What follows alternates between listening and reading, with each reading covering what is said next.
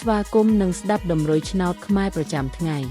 ដើម្បីជាកម្លាំងចិត្តសូមពុកម៉ែបងប្អូនចុច like និងសញ្ញាជាម្នាក់មួយផងដើម្បីទទួលបានតម្រុយថ្មីប្រចាំថ្ងៃតម្រុយឆ្នោតខ្មែរនៅថ្ងៃនេះគឺថ្ងៃទី16ខែវិច្ឆិកាឆ្នាំ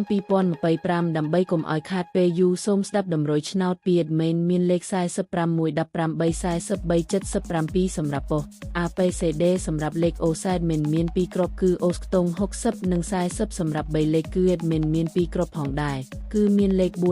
437គុណ447គុណបើសិនជាពុកម៉ែបងប្អូនស្រឡាញ់និងពេញចិត្តលេខទាំងនេះពុកម៉ែបងប្អូនអាចយកលេខទាំងនេះទៅផ្សងសំណាងបានជាចុងក្រោយសូមជូនពរពុកម៉ែបងប្អូនដែលយកលេខខាង admin ទៅផ្សងសំណាងហេងយើងទាំងអស់គ្នាជូនពរពុកម៉ែបងប្អូនជួបតែសំណាងនិងសុខភាពល្អសូមជម្រាបលាជួបគ្នានៅថ្ងៃស្អែកបន្តទៀត